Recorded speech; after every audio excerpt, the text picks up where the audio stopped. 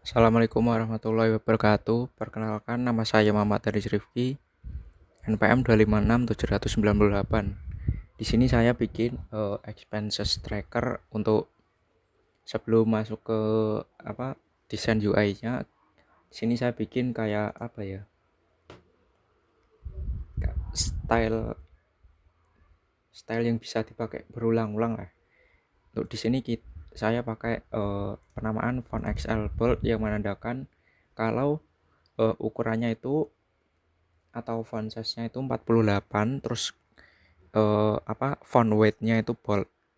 Untuk XL regular nih sama kayak ini ukuran fontnya, tapi bedanya itu dia regular.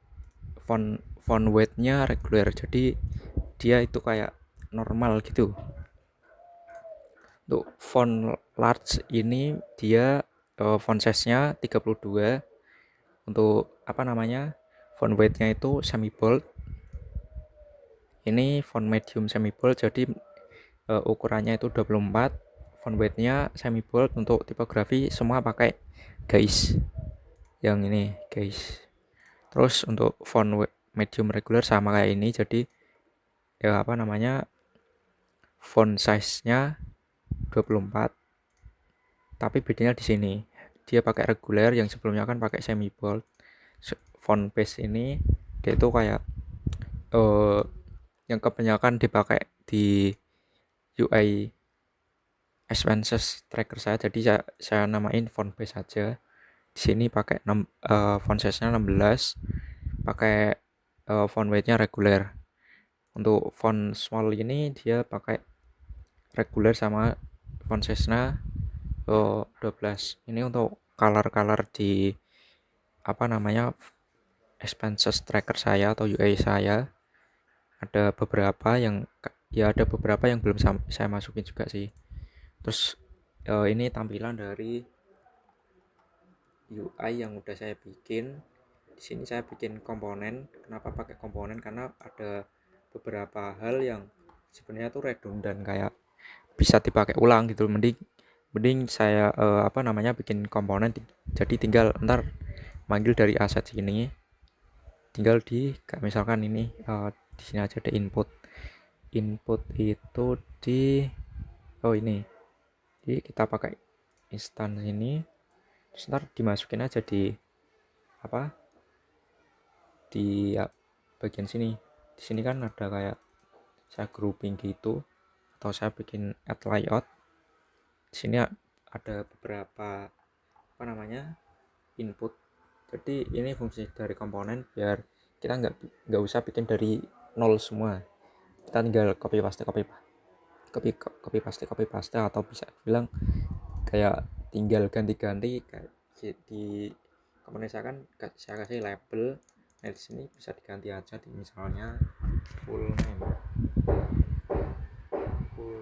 Terus placeholder-nya bisa diganti, misalnya Haris Rifki. Terus untuk icon juga bisa diganti deh sepertinya. Nah ini tinggal diganti-ganti aja, menyesuaikan dari kita mau bikin inputan apa sih. Kalau emang ada beberapa hal yang sekiranya ternyata nggak bisa diubah nih, misalnya tinggal diklik kanan, terus yang kayaknya ini detect instant, jadi dia kayak kayak nggak jadi komponen lagi, jadi bisa diedit. Kalau di komponen kan dia ada beberapa hal yang sebenarnya kita nggak bisa edit. Misalnya kita mau nambahin sesuatu, misalnya full name, terus di sebelahnya ada pengennya kayak forget password, kayak di sini yang di input sini itu nggak bisa, karena harus struktur awalnya itu cuma label, terus frame input, terus ada icon sama placeholder. Kalau kita mau nambahin forget password, berarti kita harus melakukan hal itu tadi. Kita klik kanan, detect instance atau CTRL ALTB. Kalau kita mau ubah struktur dari grup input ini. Terus di sini ada beberapa komponen lainnya kayak button, tinggal diganti aja ini text buttonnya. Terus ada header kan sebenarnya sama aja, yang di sini pakai brand. Terus ada kayak button login, di sebelah di forget password ini ada brand sama icon arrow sebelah kiri, terus sama kayak logo profile gitu di sebelahnya sama persis, cuma bedanya di sini pakai avatar. Terus ada apa nama expense tracker saya itu kebetulan flow, jadi di sini saya tulis flow. Di sini ada icon notifikasi, tinggal disamain aja, tinggal di copy paste bisa. Terus komponen lainnya kayak data navbar, terus summary, kategori, dan lain-lain itu juga saya bikin komponen supaya bisa lebih mudah buat bikin beberapa hal ke depannya. Untuk yang pertama di sini saya ada splash screen, tapi untuk fungsinya sih belum jalan sih Pak. Terus untuk login page ini ada login page yang ada logo sesuai arahan Bapak sebelumnya. Terus ada welcome back, enter your details, manage your flow. Ini ada input email atau nomor handphone, terus password, terus ada sign in, terus bisa login pakai Google atau Apple, atau misalkan belum punya akun masuk ke sign up page. Untuk di tampilan forget password cuma simple sih Pak. Ini mungkin bisa ditambahin kayak ntar kita ketika kita email klik atau kita input the email atau handphone kita, terus kita klik send code, itu harusnya kalau saya sih pengennya kayak ada kayak 4 kayak inputan berupa code yang dikirim lewat email atau handphone kita. Terus di bawahnya ada kayak seberapa lama sih kita harus input kode itu, misalnya 1 menit. Jadi setelah 1 menit ibaratnya tuh udah hangus nih kodenya. Jadi mungkin kedepannya saya bisa tambahin itu.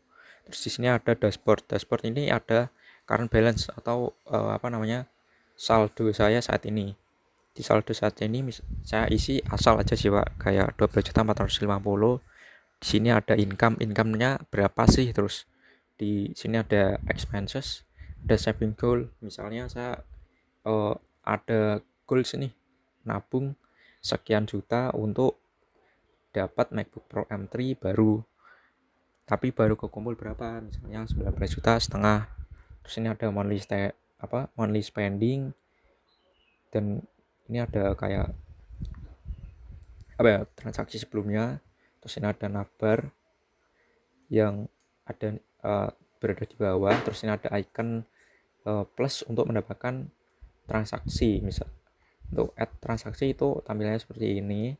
Jadi ada transaksinya berupa apa sih, pengeluaran atau income. Kalau mau expenses ya udah diisi. Terus judulnya apa sih, misalnya pengeluaran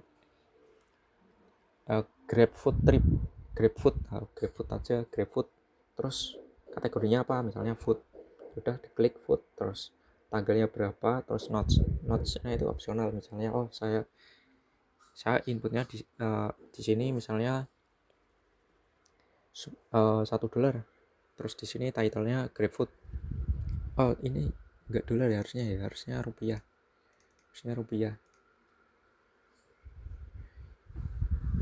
Ini ikonnya salah ini. Terus untuk bisa di save transaksi, terus nanti muncul di sini transaksi history. Terus untuk analitik ini kayak bulan ini atau minggu ini kita pengeluarannya di kategori apa aja sih. Terus berapa persen pengeluaran kita di kategori tersebut. Terus ini ada budget status. Misalnya saya pengen ngebudgeting nih di food atau di apapun itu, misalnya sekian sekian ratus ribu. Ini saya bikin dolar supaya lebih singkat aja sih Pak, soalnya kan kalau pakai kayak gini kan kayaknya rada panjang gitu ya Pak. Jadi saya bikin dolar, terus ini on insight atau apa ya, kayak fitur tambahan kita mau spend sekian persen atau apa gitu.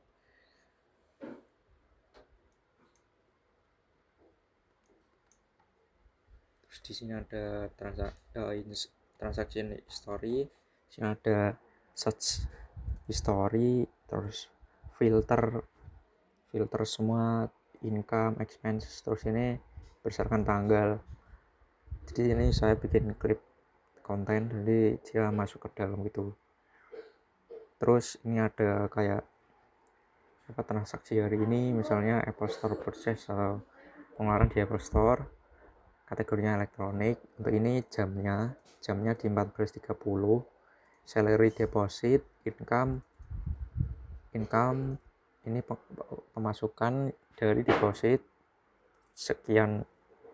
Terus untuk jamnya jam sekian. Ini yang transaksi yang lainnya.